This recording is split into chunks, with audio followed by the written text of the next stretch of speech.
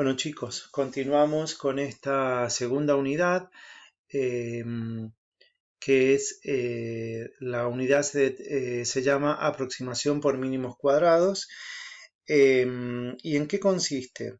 Nosotros en los métodos numéricos, eh, por otras introducciones que ya les he hecho y hemos estado comentando, eh, uno trabaja no con una solución exacta, sino que trabajamos con aproximaciones o con cosas que se parecen o que están lo más cercano que podamos imaginar de un ente matemático o de algún registro que se tenga, pero no trabajamos exactamente con ese valor, sino con algo aproximado.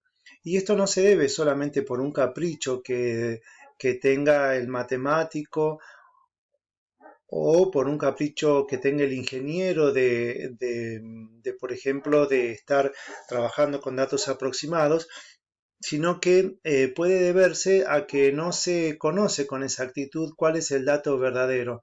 Por lo tanto, hacemos cálculos aritméticos para poder llegar a ese valor verdadero que no conocemos, pero sí por aproximación.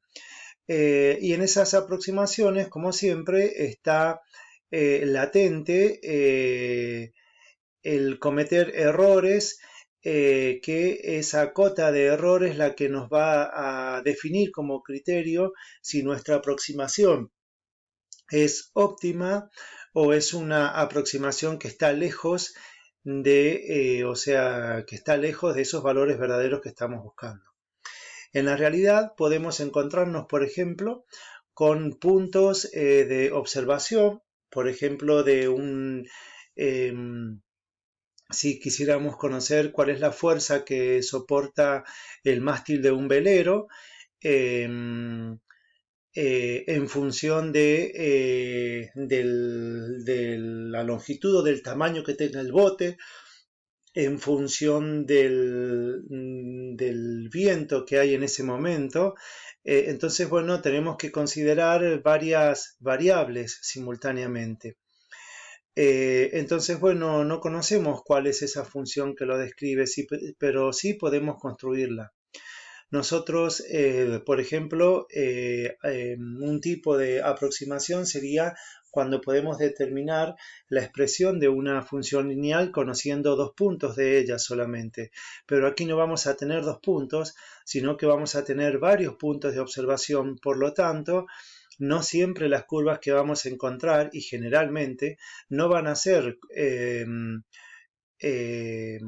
lineales, o sea, rectas, sino que van a ser curvas.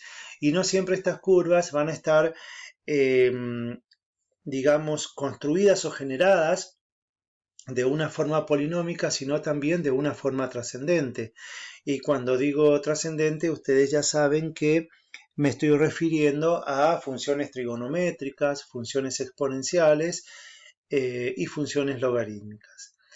En esos casos, lo que vamos a tener nosotros que hacer es encontrar una función continua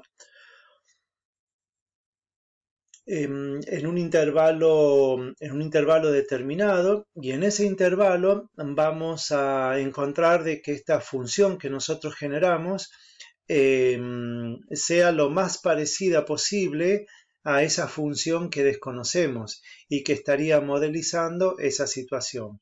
O sea, si yo tengo puntos en el plano y a esos puntos en el plano yo quisiera unirlos mediante una curva, si yo voy uniendo puntos por puntos, los que voy obteniendo sería una poligonal abierta.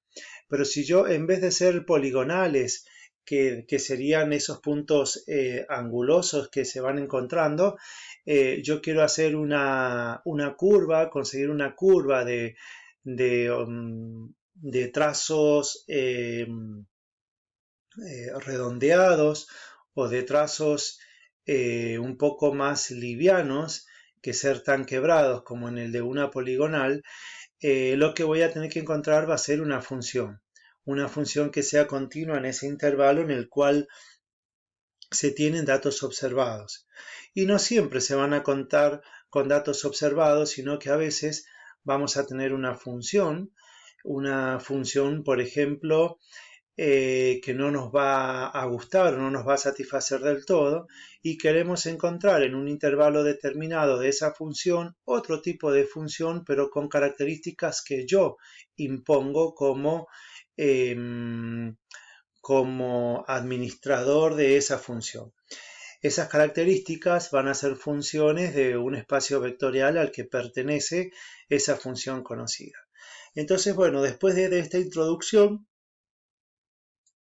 entramos ahora sí a analizar este tipo de aproximaciones.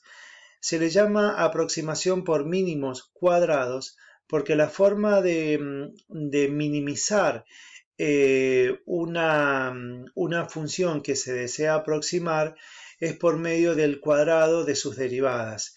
Esto es un concepto que no lo vamos a desarrollar, pero es bueno comentarlo para que no quede muy así, o sea, como caprichoso, pero se le llama aproximación por mínimos cuadrados porque su base la tiene en la búsqueda de las derivadas de una función, elevarlas al cuadrado e igualarlas a cero.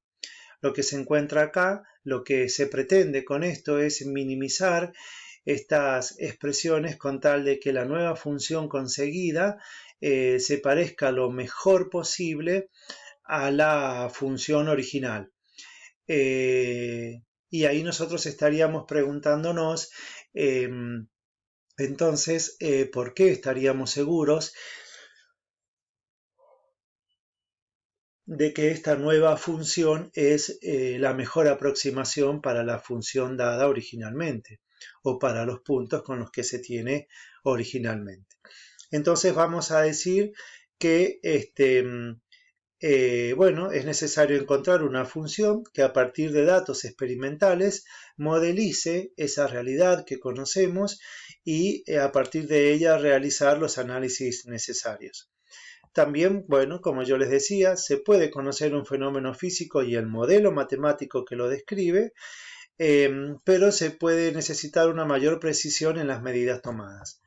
En ambos casos, tal aquí conociendo puntos o aquí conociendo un fenómeno físico, yo les dije que trabajamos con varias variables simultáneamente. Entonces, esas funciones que se van a encontrar, o podríamos decir esos valores de imágenes que se van a encontrar, van a estar en función de varias variables. Una variable que se va a denominar como principal y las otras variables que se van a denominar como secundarias, o si no, nosotros en el desarrollo de esta unidad le llamaremos constantes. Luego van a entender por qué se le van a llamar constantes. Estas imágenes con estas variables y constantes nos van a determinar un sistema de ecuaciones lineales para poder encontrar todos estos parámetros C sub j que son los que responden a la formación o a la generación de la mejor aproximación.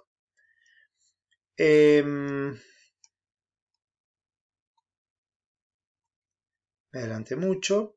Bueno, entonces así podemos definir dos tipos de aproximaciones, la aproximación discreta y la aproximación continua. La aproximación discreta es aquella aproximación que se logra partiendo de datos en el plano conocidos, de puntos en el plano conocidos, puntos de coordenadas x sub y sub i, y la aproximación continua es aquella cuando conocido el fenómeno físico y el modelo matemático que lo describe, o sea, la función que está describiendo, se necesita una mayor precisión en las medidas tomadas y se le llama aproximación continua porque se aproxima a este modelo matemático que lo describe en un intervalo determinado, y cuando hablamos de intervalo estamos hablando de un intervalo real, por lo tanto es algo continuo. En cambio, en este otro caso discreto, contamos con puntos en el plano, por lo tanto el punto de partida va a ser una variable discreta. Así, por ejemplo, decimos que una aproximación es lineal si la función aproximante, o sea, la función que se consigue aproximante, es lineal en los parámetros c y no lineal si fuese en caso contrario. ¿Qué significa que sea lineal? Significa que sea lineal, por ejemplo, como en estos casos. El parámetro c es lineal a la incógnita. ¿Por qué? Porque se opera o se asocia a cada incógnita por medio de una operación algebraica. En cambio aquí, este caso, los coeficientes c sub i no son lineales porque fíjense que este coeficiente c sub 3 está como exponente de una función e. ¿Está? Entonces, si bien este c sub 0, c sub 1, c sub 2, c sub m son lineales, pero los demás parámetros, como el c sub 3 que tenemos acá, es no lineal, está asociado a la variable, pero por medio de un producto en el exponente. ¿Está? Entonces, decimos que los parámetros c sub j no están todos de forma lineal con respecto a la variable. Así, por ejemplo, nosotros vamos a trabajar en un primer momento con aproximaciones lineales. En estas aproximaciones lineales, como ya dijimos, vamos a tener una estimación del error. En esta estimación del error vamos a partir primero diciendo que si tenemos que V es un espacio vectorial métrico, o sea, es un espacio vectorial en el que se ha definido una función que cumple los axiomas de métrica, dentro de ese espacio tenemos un subespacio S con la misma métrica, pero tiene dimensión finita. A los elementos de este espacio le vamos a llamar V y a los elementos del subespacio le vamos a llamar Φ. Los V y los Φ tienen las mismas características, son elementos del espacio V, pero Φ tiene otra característica que los hace agruparse dentro de un subespacio S.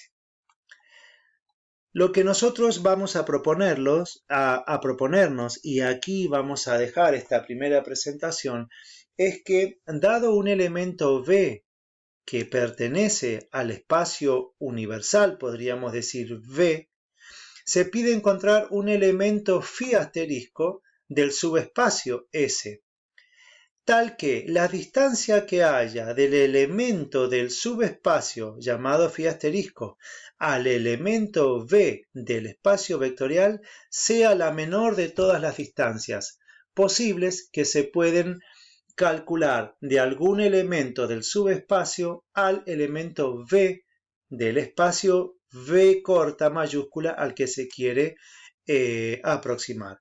O sea que las distancias entre el Φ asterisco a V tiene que ser la menor de todas las distancias de cualquiera de los elementos del subespacio al elemento V del espacio vectorial al que se quiere aproximar. Cuando Φ asterisco cumple que es la menor de las distancias posibles entre todas estas, se dice que Φ asterisco es la mejor aproximación al vector V por elementos del subespacio S.